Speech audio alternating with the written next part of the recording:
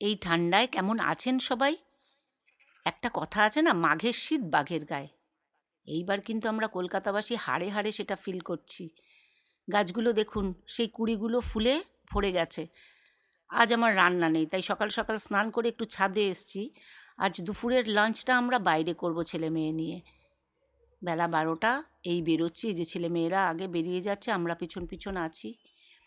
আমরা গাড়িতেই যাচ্ছি, আমাদের গাড়ি এখন মা ফ্লাইওভারের ওপর দিয়ে যাচ্ছে আমাদের ডেস্টিনেশনের দিকে।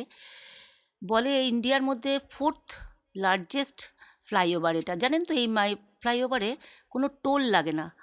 দুপাশে কলকাতাবাসীর গর্ব, সমস্ত এক্সপেন্সিভ সব বিল্ডিং দাঁড়িয়ে আছে। ওই যে ওখানটা অ্যাটমসফিয়ার বিল্ডিং, আমাদের সায়েন্স সিটি, কলেজ লাইফে কত এসছি। এই পৌঁছে গেছি আমাদের ডেস্টিনেশনে, কলকাতা রাজবাড়ি। মেট্রো করে আসলে কালীঘাট নেবে, অটো করে চলে আসবেন। আমার ছেলে ওখানে নাম এন্ট্রি করছে, টেবিল ফাঁকা হলে ওনারা ডেকে নেবেন বলেছে। যথারীতি ভাই বোনের ফটো সেশন চলছে। ওনারা জানেন তো, ঢোকার সময় আমাদেরকে বরণ করেছিল, সেই ভিডিওটা আমার করা হয়নি।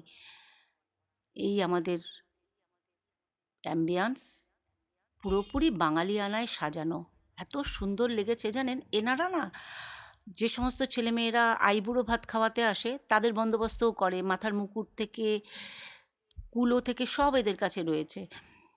এদের দোতলায় একটা ক্যাশ কাউন্টার, 3তলায় আমরা খাওয়া দাওয়াটা করেছি। এই চলে এসছে মেনু কার্ড, সবাই ব্যস্ত কে কী খাবে সেই নিয়ে। ছেলে তো মনোযোগ দিয়ে দেখছে।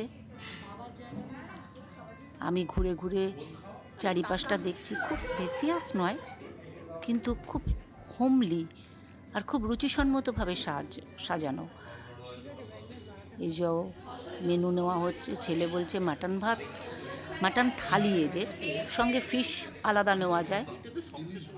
ওয়েলকাম ড্রিঙ্কস, লস্যি এসছে, খুব ভালো ছিল।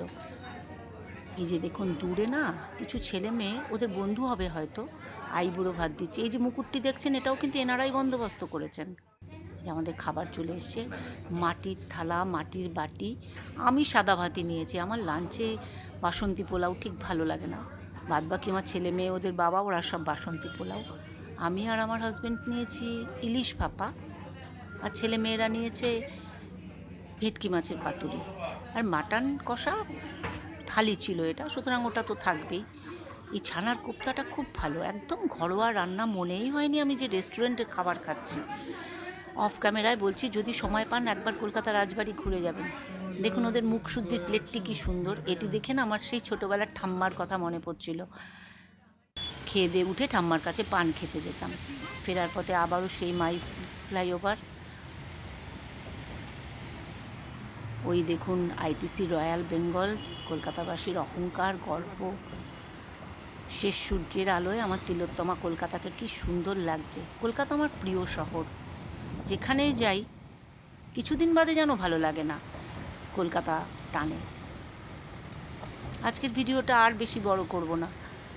এই ঠান্ডায় সবাই ভালো থাকবেন আর নিজেদেরকে একটু প্রোটেকশানে রাখবেন।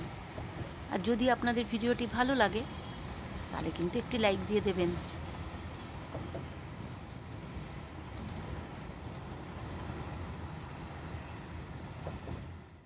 রাতের আলোয় না আরও সুন্দর লাগে।